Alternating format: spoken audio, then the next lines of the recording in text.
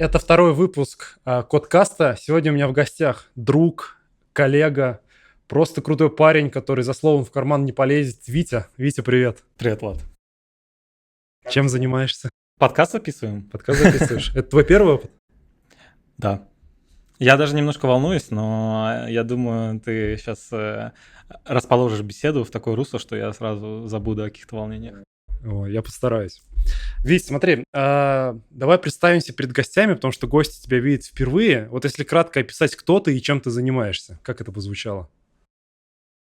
Ну, помимо того, что вы знаете, как меня зовут, сейчас я руковожу фронтендом международного направления в Яндекс.Еде. И также руковожу еще небольшой командой кроссфункциональной, тоже в рамках Межнара.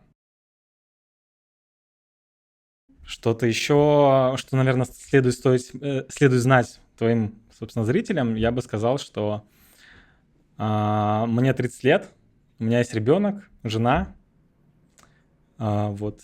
И вот такие друзья прекрасные, как Влад. Супер. Вить, расскажи, пожалуйста, свою карьеру, то есть с какой компанией ты начинал работать, вообще как это все началось и весь свой путь. Тебя интересует именно с компанией или вот как я в IT пришел? А это следующий вопрос. Хорошо. Ну, такой enterprise опыт, наверное, да, где у меня была уже трудовая книжка, вот это все, я был прям разработчиком, наверное, первым. Это была компания, которая называется Ingram Micro. По сути, мало, наверное, кто знает эту компанию, она на самом деле ушла с российского рынка, но до этого она называлась Parallels. Про эту компанию, наверное, многие знают. Потом вот часть бизнеса Parallels выкупили, и облачные технологии, облачный вот сектор, который Parallels развивал и начинал в какие-то, собственно, года, назвал как Ingram Micro, и вот она, собственно, принадлежала одноименной американской компании Ingram Micro. Вот. А эта разработка была русскими придумана, то есть Parallels, с которым... Да. Компания Parallels, на самом деле, там ее там основал Олег Мельник, и, собственно, он же и придумал вот это направление облачного бизнеса. То есть там в основном это там облачные подписки, и вот как раз, собственно, меня и позвали как раз вот, собственно, создавать и изобретать, разрабатывать вот эту всю систему. И, по сути, у нас была такая новая компания, куда пришло, на самом деле, очень много крутых, талантливых ребят, и я безумно благодарен, потому что очень важно, на мой взгляд, всегда первую компанию выбирать такую, чтобы вокруг тебя были люди либо сильнее тебя, либо как минимум с похожими интересами, и оттуда у меня просто до сих пор там одни из лучших друзей, с которыми я до сих пор там общаюсь, несмотря на то, что у нас там уже дороги очень сильно разошлись, как карьерно, так и по местоположению они все живут в разных городах. Тем не менее, мы очень тесно общаемся, и, в общем, я супер рад, что я туда попал. Слушай, а чем ты там занимался? То есть Parallels у всех, наверное, ассоциируется с тем, то, что они делают как бы под macOS винду, которую можно запустить на виртуалке. Да, кстати, забавный факт, что у нас, по-моему, после того, как мы разделились, у нас в итоге там и не было бесплатного аккаунта, и всем приходилось также покупать, продолжать. Но да, сам бизнес, на самом деле, это облачные подписки. То есть приходилось, мы все там, не знаю, покупаем игры в Steam, да, по сути, это тоже там ты покупаешь некий ключик, который ты там можешь обменять на игру и скачать ее. Вот все то же самое, но если касаться софта и вообще типа сервисов, которые продают именно подписки, это там все сейчас сервисы, тогда это было несколько, там, 10 лет назад, можете представить, что тогда это только начинался бизнес, и только тогда там появлялись вот эти вот, собственно, подписочные вот эта система. Собственно, Parallels и занимался тем, что он делал такие некие маркетплейсы, в которых он там за счет там неких своих технологий позволял перепродавать компаниям на разных рынках свои вот эти подписочные системы. То есть приходил какой-нибудь Microsoft и говорил, что вот мы хотим там продавать в Индии там нашу подписку на Office 360. Тут приходил Parallels и говорит: окей, мы можем это сделать, вы занимаетесь только разработкой вашего софта 360, а мы будем, собственно, весь вот процесс дистрибьюции брать на себя. весь контроль над подписками, весь налоговый какой-то сектор, какой-то финансовый, технический, в общем, весь на себя. Для них, ну и Microsoft это устраивали такие бизнесы, не только Microsoft на самом деле, там и другие компании очень популярные. Вот, по сути, вот эту всю систему, этот весь дашборд по подписке, собственно, разрабатывала компания, вот, Ingram Micro. Слушай, а что было дальше? Какие компании были потом? После Инграма я пришел как раз в Яндекс. Я, собственно, работал в Яндекс.Еде. После Яндекс.Еды, спустя там несколько лет, я устроился в Revolut. О нем мы поговорим, я думаю. Вот, и сейчас из-за того, что у меня очень много друзей в Яндекс.Еде остались, вот я пришел развивать уже международный бренд Яндекс.Еды. И вот, собственно, сейчас я здесь. Слушай, такой вопрос. На самом деле, вот все IT-разработчики мечтают куда-то уйти за бугор, работать там. У тебя, по сути, было две возможности. То есть ты работал в Parallels, это как бы зарубежная компания, да, потом работал в Revolut. Почему тебя обратно тянет как бы в российский сегмент? Ну, я бы не сказал, что это российский сегмент. Во-первых, меня вообще, когда я вот ушел, по сути, в Revolut, это был, наверное, первый такой прям международный опыт, где мы были раскатаны на 50 стран. У нас там были там 50 миллионов, ну, это тогда, когда я работал, там несколько лет назад. Тогда было 50 стран, сейчас еще больше. Вот, и тогда, когда ты делаешь продукт, я это называю у себя внутренне, там, не на ВВП 3%, да, как считается, да, вот российский бизнес, это там вот, он может покрывать только 3% вот всемирного ВВП. Revolut же, он, по сути, у него доступен весь мир. И меня это очень сильно подкупает, эта мысль, что ты как бы делаешь продукт всемирный, ты узнаешь механики сценария работы в разных вообще абсолютно регионах нашего там земного шара, ты понимаешь о каких-то проблемах, понимаешь о каких-то, не знаю, налоговых рестрикшенах, о legal рестрикшенах, как мы называли, и вот особенно в финансовой сфере, да, это вот прямо сильно ощущается, что ты вот работаешь на компанию, где там чуть что, это огромный просто миллиардный риск, и ты как бы между этим балансируешь, ты делаешь, ты спасаешь компанию и одновременно делаешь крутой международный продукт. Поэтому, когда в Яндексе вот появилась такая возможность, что прийти и помочь, собственно, тоже сделать какой-то международный продукт, я особо долго не думал, и поэтому согласился. И вот сейчас я безумно рад, что мы там тоже там каждый там участок времени открываем новые страны и, собственно, развиваемся в этом направлении. Да, на самом деле, ведь я хочу потом вернуться к этой теме, в чем разница работы в зарубежной IT-компании и в российском сегменте. Вот. Но пока что хочется поспрашивать тебя, как ты пришел в мир фронтенд разработки, с чего ты начинал? Ой, это были, мне кажется, супер далекие годы. Я когда говорю, там, когда меня кто-то об этом спрашивает, я говорю, там, больше 10 лет назад, но мне кажется, уже там, больше 15, если не 20. Все началось довольно-таки просто. У меня не было компьютера, как у многих, на самом деле, моих сверстников, потому что это были такие довольно-таки бедные времена. Но у меня был телефон кнопочный с цветным экраном, это Sony Ericsson. И я помню, там, не знаю, как у любого подростка, школьника, там главный интерес это там, не знаю, найти игру, скачать, установить и там поиграть в нее. Вот у меня была примерно такая же там идея, я находил игры, в основном они какие-то были выложены на форумах. И какой-то момент, в общем, когда я искал очередную игру на этом форуме, я обнаружил ветку, где обсуждалась разработка.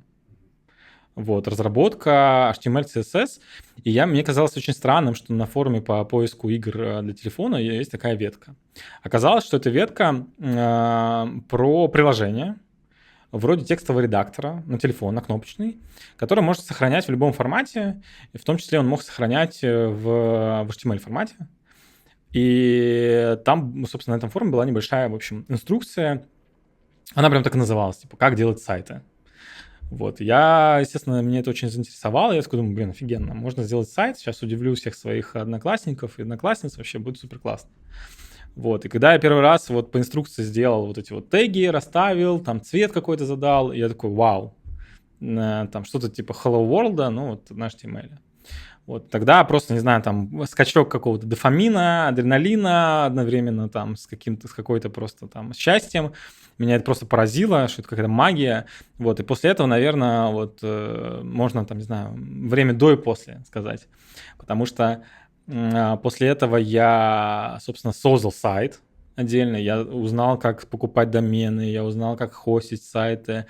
Я, собственно, создал такой же сайт, но уже не форум, а где будет каталог игр бесплатных, выложен, собственно, для пользователей. Рассказал это в школе. В школе ребята супер вообще там, им это супер понравилось. И я даже вот вспоминаю момент, когда ко мне приходили мои одноклассники, и они говорили: Вить, вот у тебя там на сайте есть вот эти игры, а выложи нам вот эту. Мы видели там рекламу где-то, вот есть такая. И, по сути, я делал, что я шел, собственно, это даже форум, на котором я научился программировать, ну, назовем это так, да, скачивал эту игру, заливал к себе на сайт и прописывал вот эти вот гиперссылки на скачивание. Их там сразу несколько было. Еще я помню, там была очень большая проблема с трафиком. Это как раз те времена, когда за интернет приходилось платить именно за мегабайты, и поэтому я очень так детально подходил к выбору игр. Но если меня там друзья просят, ну ладно, потрачу я этот трафик, скачаю, загружу и так далее. Вот, ну а потом пошло прям по накатанной, потом я изучил PHP, я понял, как вообще там эти скрипты устроены, потом я там записался в класс информатики, там сразу стал там главным по сайту школы, там был Bittrex, я этот Bittrex изучил, эти компоненты, в общем, все это изучил.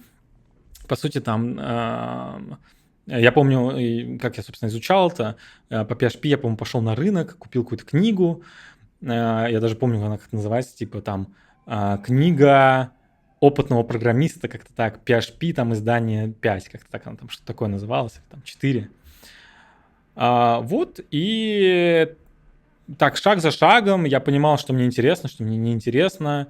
Я начал изучать там какие-то интерактивные элементы, мне нравилось, да, там добавлять какую-то интерактивность на сайт. Параллельно там были какие-то дополнительные пет-проекты, я там делал какие-то специальные формы по интересам, я делал там... И, кстати, по-моему, в это же время случился, наверное, и первый, собственно, заработок от этого всего.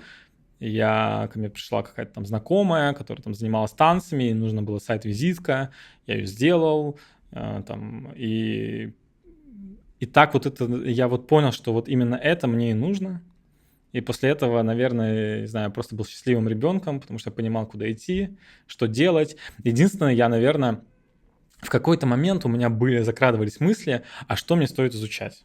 Потому что я примерно знал уже на то время, что там есть 10 языков программирования, но при этом никто не знал, что даже не выстроить, тогда не было еще речи о том, что, не знаю, программисты богатые, а все остальные люди там не богатые, да, еще такого сектора IT, еще, в принципе, наверное, даже термин IT особо не звучал при мне, я уже плохо помню, конечно, но это не было такое, что это вот туда надо идти. Еще не было вот этих знаменитых, знаешь, там высказываний, там сейчас, там, не знаю, за 2 недели обучим там Python разработки, да, вот ты изучаешь вот по книгам, по статьям и по всему остальному, и ты еще не понимал, где сложно, где не сложно, поэтому в целом я, наверное, остановился тогда вот именно на фронтенд разработке и начал, собственно, в ней вот так вот вариться, копаться потихонечку, маленечку. Но все-таки ты как бы изучал PHP, но почему-то выбрал именно фронтенд разработку. Да, я изучал и PHP, и было даже, наверное, эпоха, когда я и какие-то десктопные делал истории там на Delphi, на вот таких вот историях. Плюс я помню, был огромный просто огромный слой данных, которые я получал в университете. То есть там и C++ мы трогали, все остальное. Но вот как-то так вот мне показалось, наверное, из-за того, что я уже как-то знал, уже, то есть я с этого начал, можно сказать, и уже там хорошо знал. И мне, наверное, какая-то лень, наверное, во мне сыграла, что, наверное, не стоит, наверное, вот прям с нуля начинать там какую-то отдельную разработку. Вот решил я, собственно, остановиться на фронтенд разработке. А как-то высшее образование техническое тебе помогло и помогает ли по работе? И нужно ли его получать?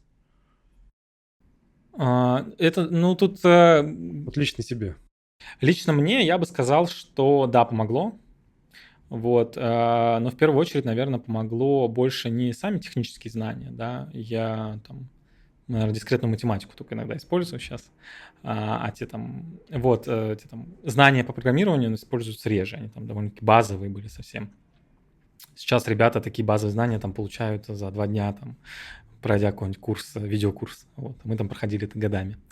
Вот, я бы сказал, что мне помогло, но скорее больше знакомствами и знаниями, и в целом вот в такой вот активной жизни университетской, потому что мы много делали лабораторных работ, то есть это был аналог того, что сейчас называется командная работа. Много приходилось, там, не знаю, упорство проявлять какое-то. Ну и также коллеги и друзья, которые тоже с университета остались, они тоже дают некий такой буст в твоей карьере, потому что очень сложно, мне кажется, развиваться одному, и гораздо сложнее быть неким таким огурцом в банке огурцов. Вот, я это так, такую аналогию бы провел. Переходим к следующему блоку с тобой. Мне на самом деле очень интересно узнать, почему ты решил вернуться в Яндекс.Еду, то есть это как бы был пройденный этап у тебя, и ты обратно возвращаешься из зарубежной компании Revolut, которая работает на Лондон, на всю Европу практически. Вот, как ты принял такое решение? Короче, с козырей зашел. Ну, когда, во-первых, это произошло? Это произошло полгода назад. Полгода назад мы сейчас записываем подкаст в середине 23-го года, и все, наверное, могут посчитать, что произошло полтора года назад. Вот, поэтому, наверное, здесь была история с семейными обстоятельствами какими-то. А также мне в какой-то момент в Революте я на тот момент работал уже там 2 с чем-то, там 2 с небольшим, в общем. И мне в какой-то момент стало скучно. Просто скучно. Я уже тогда там начал подбирать место работы, начал собеседоваться, причем тоже в иностранной компании. Вот я вообще нисколько не думал, что я там вернусь в Яндекс. Параллельно у меня еще была история с тем, что я и внутри Революта хотел ротироваться. Там в Революте я работал техлидом, вот, поэтому мне было довольно-таки сложно, собственно, найти что-то похожее внутри Революта, чтобы меня там заинтересовало. Вот, ну, тут случаются небезызвестные события. Револют принимает решение уйти, собственно, закрыть офис. Ну и там, собственно, 2 выбора перед сотрудником. Ты либо уезжаешь, либо остаешься в России. Куда перевозили? Перевозили всех по-разному, но в основном программистов перевозили в Португалию либо Дубай. Для супер там выдающихся можно было там рассмотреть варианты с Германией, с Лондоном и так далее. Вот, и, ну, я принимаю решение остаться в России, поэтому, ну, здесь на самом деле далеко ходить, мне кажется, я долго не думаю, давай так скажем. Просто, мне кажется, Яндекс — это, наверное, лучшее место работы, которое сейчас есть. Поэтому я просто написал своим бывшим друзьям, коллегам, вот, и они откликнулись, сказали, что, слушай, круто, у нас есть для тебя несколько вариантов. Ну и, собственно, я вернулся. Ведь, слушай, а есть разница работы в зарубежной компании и в российской компании? Да, и причем существенная, но эту разницу довольно-таки сложно описать, ее скорее можно ощутить. В основном ты ее чувствуешь, общаясь с своими коллегами, потому что, ну, конечно же, это другой язык. Вот, а у нас, там, не знаю, в команде, вот, в которой я работал, у нас там почти все были из разных стран. То есть кто-то был там из Филиппинов, кто-то был из Индии, кто-то был из, собственно, из Лондона, англоговорящий вообще идеально, кто-то из Ирландии, русские были и так далее. Поэтому, наверное, там первое — это, конечно, проблема коммуникации.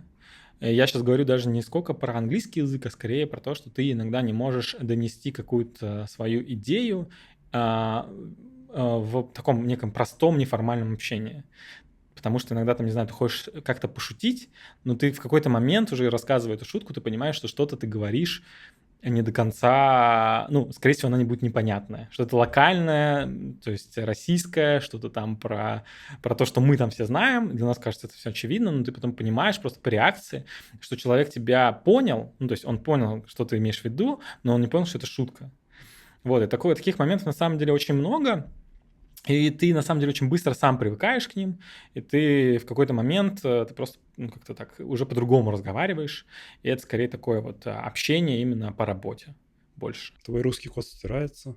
Да, нет, он не стирается вообще в целом, он, наверное, на работе стирается. То есть ты уже подгоняешь свое вот общение, манеру общения на работе с коллегами именно вот про общение, вот именно с ними. Это может быть не только о работе, это может быть также флут на любые темы, это может быть шутки какие-то, но они такие типа in general, я бы так сказал их. А как можно трудоустроиться в зарубежную компанию? То есть что для этого нужно? И вот сразу сходу второй вопрос. Условно, собеседование в Яндексе, собеседование в Революту, где сложнее?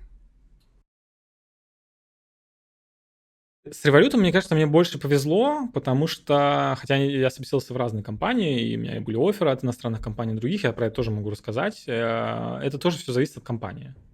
Вот. В тот момент в Revolut было все довольно-таки просто. Нам нужно было сделать тестовое задание. То есть, по сути, любой разработчик, бэкэнд, фронтенд, он делает специальное тестовое задание, которое там к тому моменту уже все слили. Ну, это, на самом деле, не важно, ты просто делаешь его.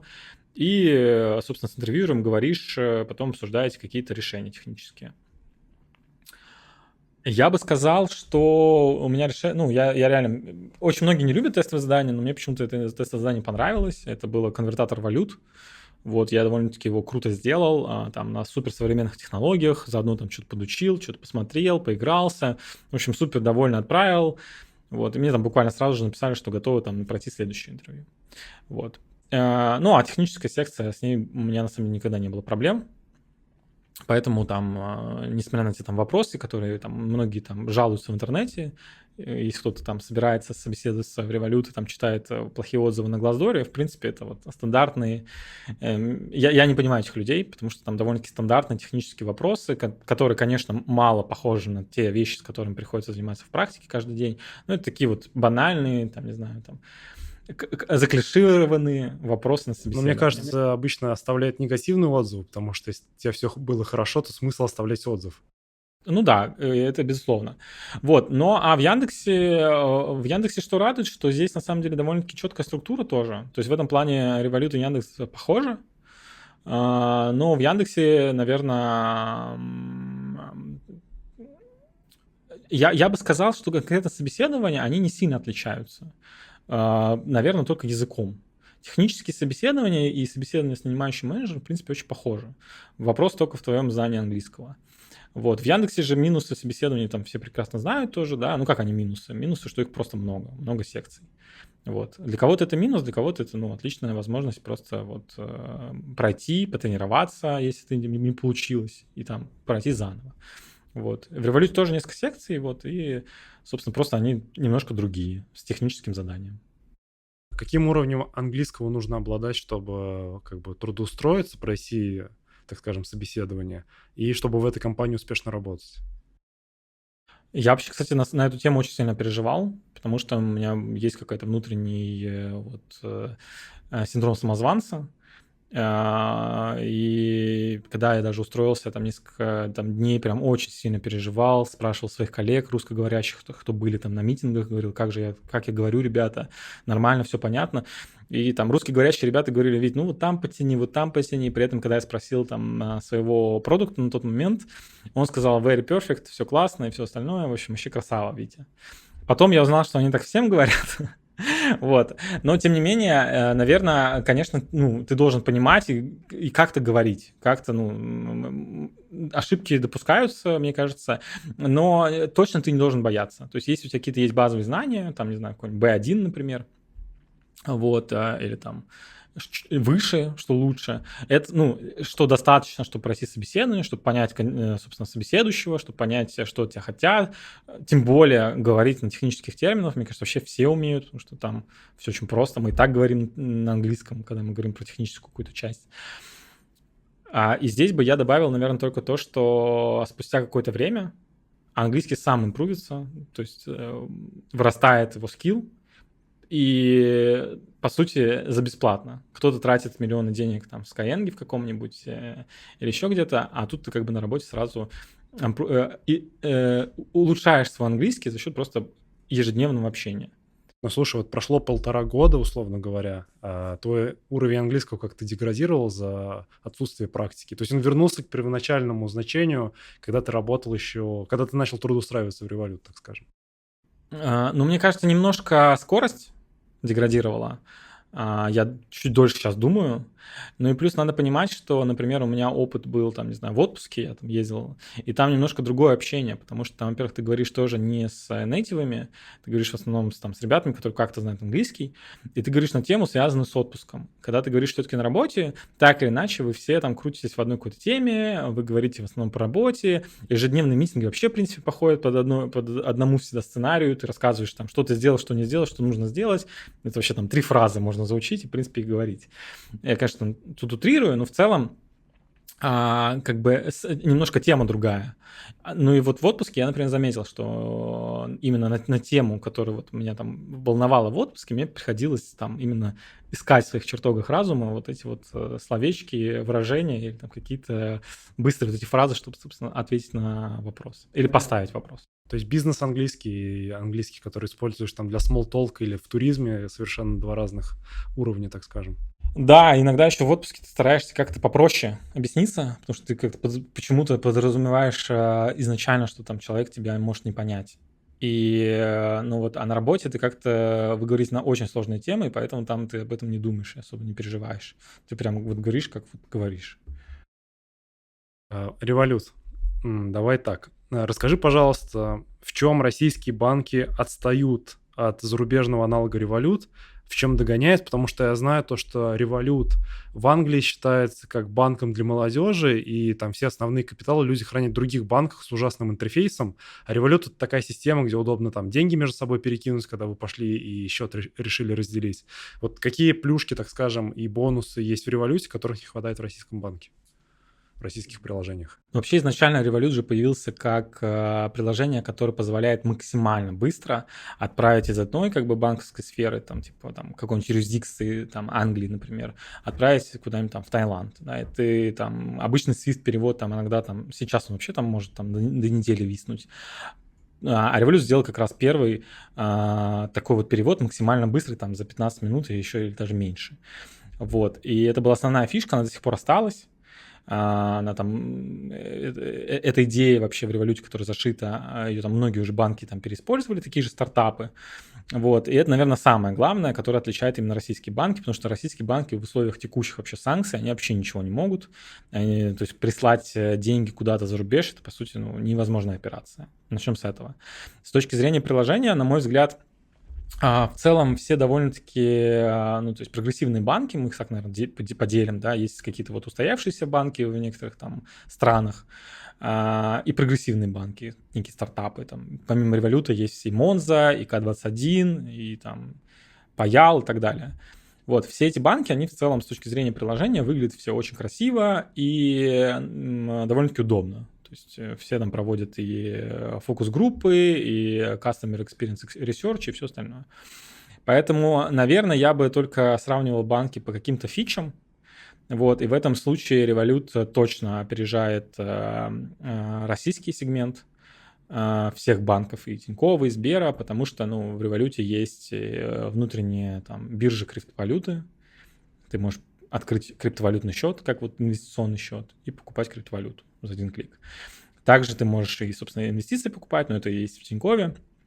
Вот, ну и самая главная фича, про которую мы там с тобой пару раз уже говорили, которая лично на меня там произвела самое большое впечатление, это история с отменой подписок. Я когда это услышал, я был в шоке. То, что такое вообще существует. Потому что я пока что живу в каменном веке, и я не понимаю, за что мне списывают деньги банки. Да, это вообще поразительная история, потому что я Revolut оплачивал иностранные сервисы, и я очень сильно удивился, когда там тот там какой-то хостинг DigitalOcean, за который там меня списывали по какие-то копейки каждый месяц за какой-то простой сервис, я смог просто одной кнопкой отключить. То есть мне даже не надо было вспоминать там логин, пароль, я просто взял и отключил. У меня есть история похожая в российском, в Тинькове. Я как-то пожертвовал, как я думал, единоразовый платеж Гринпису, но оказалось, что это платеж рекуррентный, то есть который повторяется каждый месяц. И ну, я на это был не согласен. Я думал, найду такую же фичу, собственно, в Тинькове, либо хотя бы напишу в саппорт и мне там скажут, ну все, мы это отключили, этот платеж рекуррентный, и все. Ну нет, так нельзя. Я не знаю почему. И там банк мне предложил, то есть специалист поддержки предложил просто там заблокировать карту, то есть те credential карты и выпустить новую. Это единственный был способ. Я думаю, у них 100% хранится информация о подписках, рекуррентных платежах. Просто они не задумывались даже в эту сторону, о том, чтобы реализовать такой функционал. Я думаю, либо есть какое-то ограничение со стороны, собственно, самих вот этих вот рекуррентных сервисов, потому что, возможно, у них просто нет такого функционала, да, то есть ты либо подписываешься, либо нет. Вот Revolut в этом плане, он позволяет себе использовать последние фичи внутри банковского сектора, то есть это 3DS 2.0, кто видел, это вообще тоже очень классная штука, то есть ты не вводишь вот эту смс-ку, когда там на сайте что-то хочешь оплатить, там подтвердить платеж, тебе приходит такое push-уведомление, там с кнопочкой, ты там ок, и все. Вот, тоже довольно-таки удобная история. Ни разу не видел. Ну вот стоит попробовать зарегистрироваться, да, чтобы посмотреть. Вот, и такие на самом деле истории вот в Revolut, они сплошь и рядом. Там есть и внутренний какой-то кэшбэк за покупки, который тоже встраивается на все сайты. То есть если ты живешь в Англии и пользуешься Амазоном, ты можешь просто зайти и установить там расширение для хрома, и тебе там каждый раз будет капать за именно вот покупку там на каком-то конкретном сайте. То есть ну, такие даже есть интеграции. Вот, короче, нам есть к чему стремиться. При этом я думаю, что я, конечно, так не сравнивал. Я думаю, что есть какие-то истории, какие-то вот именно продукты внутри наших устоявшихся банков, типа Тинькофф, Сбербанка, которые, возможно, по каким-то регуляторным рискам, а Revolut, он там до сих пор пытается получить там лицензию Англии, поэтому он какие-то там фичи сам зарубает, и мы, скорее всего, так делаем в России. Вот, я думаю, что вот есть история, где Тинькофф и Сбербанк, он тоже опережает в Revolut в каких-то историях. Да, на самом деле про карьеру у меня все. С этим блоком покончено. Я с тобой хотел поговорить про продуктивность, биохакинг и отдых, потому что на самом деле профессия IT, она как бы знаменита тем, то, что большое количество нагрузки идет непосредственно на мозг, то есть у нас нет какой-то физической активности, а физическая активность как раз помогает там снять стресс, кортизол, и люди как бы в такой сфере, в сидящем образе жизни начинают крутиться и что-то придумывать.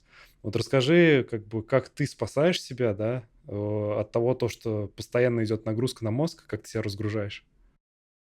Ну, мне тут, наверное, проще. У меня маленький ребенок, которому приходится тоже уделять время. А маленький ребенок это как маленький разработчик. Вот, поэтому мне, во-первых, легче переключиться. Вот, во-вторых, мне не приходится выбирать. Мне не надо там изучать миллионы ютубов, чтобы понять, как отдохнуть. Вот, я стараюсь отдыхать вместе с ребенком. Плюс также, ну, у меня есть некий guilty pleasure, да, то есть такие вредные привычки, которые тоже помогают мне очень быстро разгрузиться. Я могу посмотреть какое-нибудь там смешное видео на ютубе, могу какой-нибудь подкаст тоже послушать. Не какой-нибудь там self-building, да, подкаст, а какой-нибудь тоже на какую-нибудь тему в духе какого-нибудь автопика, да, там, про какие-нибудь отношения или еще про что-нибудь. Вот. Ну, также могу посмотреть какой-нибудь сериал. Вот. Ну, а также не забываю, что, кстати, очень многие программисты, вот по моему наблюдению, мне кажется, по твоему тоже, очень многие забывают про отпуск. Вот про это точно не стоит забывать. И вот стараюсь Снимать в Турции апартаменты с джакузи на балконе, да? ну да, если вот хорошо поработал, то можно и апартаменты с джакузи, да. Окей. Ведь во время работы на чем ты стараешься фокусироваться, да, потому что как бы когда ты тимлид, руководитель, большой фокус, как бы приходится и разрабатывать, и за кодом следить. На чем в основном ты держишь фокус? Слушай, ну, наверное, на коммуникации. Это, наверное, основная задача руководителя быть в контексте вообще, что происходит, и помогать, и отвечать, и следить за тем, что сейчас делается вообще вокруг. Поэтому это в первую очередь. Ну и также я иногда все еще люблю программировать. И несмотря на то, что времени на это очень мало, вот стараюсь также... Кстати, это можно отнести даже к отдыху некому. Вот когда либо прихожу рано на работу, когда еще чаты, так сказать, свежие, не настоявшиеся, когда еще запросы какие-то или митинги не начались, вот можно там, не знаю, взять и какой-нибудь там божок поправить. И ты такой раз, и вот довольно сидишь, и вот день хорошо начался. Дофамин выработался. Да, ну и спорт, это, наверное, самый банальный ответ. Вот Влад, на самом деле, мой тренер. Я бы сказал большое спасибо Владу, потому что он следит за моей техникой. И с Владом как раз ходим в спортзал. Да. Делаем 2 базовых упражнения. Как Уже 3. Минимум. Уже 3. Да. Смотри, есть такой термин биохакинг, возможно, слышал. Я знаю то, что ты человек такой увлеченный. Если ты что-то слышишь в районе healthy, то ты обязательно пробуешь применить это в своей жизни. Вот давай с тобой поговорим про биохакинг. Слышал ли ты про этот термин и какие-то практики уже использовал оттуда? Слушай, я слышал про биохакинг только то, что основателя Сергея Фагея, который основатель Островка, такого человека, наверное, который принес вообще этот термин в российский сегмент, потому что именно его посты на VC.ru набирали больше всех просмотров про биохакинг, как он собирается дожить до 100 лет или там до 150 лет. Вот. Но, тем не менее, там Сергей Фагей сейчас в тюрьме, пойманный с веществами, так скажем. Это часть плана. Это часть... Вот, поэтому я к биохакингу отношусь относительно настороженно. Вот, я допускаю в себе там какие-то современные тенденции по слежению за питанием и за настроением, за какими-то трекингами, активностями твоего настроения, твоего питания и всего остального. Мне кажется, это очень крутые начинания, но, к сожалению или к счастью, моя лень там обычно благодаря моей лени я там занимаюсь этим только там 2 или 3 дня. Дальше я забиваю, поэтому про биохакинг я, наверное, тут тебе не лучший собеседник, вот, и мало что подскажу. Наверное, как минимум чекап раз в год, да? Классическая история. Да, ты знаешь, кстати, вот это хороший вопрос на поводу чекапа, когда, не знаю, связано это, не знаю, с возрастом или еще с чем-то, но вот мне кажется, с каким-то вот с рождением моего сына, когда у меня родился, я именно тогда задумался о том, что вообще там с моим организмом происходит. И потому что, видимо, какая-то ответственность появилась дополнительная, потому что до этого, когда ты отвечал только за самого себя, ты как-то об этом не думаешь. А сейчас я действительно вот там, ну, раз в год, наверное, да, могу пройти чекап. И прохожу. Блиц. Вить, давай так. Я буду задавать тебе вопросы. Ты отвечай на них быстро, да? Можно длинно, можно коротко, но самое главное, не задумываясь. Хорошо. Первый вопрос. Факап жизни на пути становления. Деплой в прод без тестирования. Так, и чем все это обернулось? Извинениями, откатами и деплой повторно уже с тестированием. Откатами, понял. Расскажи какую-нибудь смешную историю, которая у тебя была в твоей практике во время разработки. Смешную историю? Ну вот, наверное, все мы дебажили там на проде, скажем так, да, и помню историю, когда мы работали в команде, и нужно было что-то продебажить. Это какой-то там, не знаю, времена, когда еще там вот версионирования не было. Вот, я дебажил просто какими-то словами, вот, в том числе и какими-то матными словами. Я помню, случайно вот поставил где-то консоль лог или принт какой-то, в общем, с каким-то матным словом. Вот, и мне потом там звонит мой коллега, там, номинальный начальник, и говорит: Вить, а ты не знаешь, откуда у нас появилось там на сайте там кое-что нецензурное? Вот. И я сказал, взломали, да? Нет, я сказал, не знаю, но поправил. Слава богу, не было версионирования, да, если никто не спорил. Да, тогда мы как раз то самое счастливое время, в скобочках счастливое, конечно, в кавычках, когда мы там файлы меняли вот прям по FTP заливали там. Вот. Такой был тоже период. Я тоже его застал. Да, ну отлично. Да, ведь какой совет бы ты мог дать начинающим специалистам, которые хотят войти в IT, заниматься программированием, с чего стоит начать и какие слова мог им посоветовать? Ну, мне кажется, что учите языки, причем не только программирование, языки программирования, потому что вот я, наверное, в чем-то жалею, что я там остановился только вот на фронтенд разработке, потому что сейчас вот мне 30 лет, и когда я там пытаюсь поинтересоваться или там вкатиться в какой-то другой язык в качестве хобби, мне это очень тяжело дается, но при этом вот я вот как-то расту именно во фронтенд истории, поэтому именно прокачивать, вот если нужно что-то вот по этой сфере изучить, мне это дается легко, а что-то вот кардинально другое уже тяжелее. Вот, поэтому я думаю, всем ребятам молодым, которые только там начинают, пробуйте новое, смотрите, что вас реально прет. Вот, ну и второй совет, это, наверное, про языки, именно про язык английский. Вот это безумно сейчас важно, вот, и даже работая в русской компании, вы можете прийти и устроиться в международный отдел, ко мне, например, вот, а там точно нужен английский, вот, чтобы как минимум не допускать ошибки в своем коде и там переменные называть без ошибок. Я ставлю QR-код на твоей вакансии, но этот QR-код будет редиректить на мою вакансию. Не, давай 2 QR-кода тогда уж. Окей. Да, Вить, 2 вопроса последних. Без чего твоя жизнь не имела бы смысла? Без кофе. Да, и оказавшись перед Сашей Павловым, что ты ему скажешь? Я ему скажу, в чем сила. Брат? Да, Я спасибо ему большое. скажу добрый дан, потому что Саша у нас из Сербии. Вот, поэтому с ним надо говорить по-сербски. Спасибо большое, то, что ты не привет ему скажешь. Да, спасибо большое за выпуск, Вить. Было очень интересно с тобой пообщаться, узнать про тебя, про работу в зарубежных компаниях. Я думаю, нашим слушателям, зрителям будет интересно послушать тебя, что-то подчеркнуть из твоих мыслей. Вот, спасибо большое, что пришел. Тебе спасибо. Пока. Пока.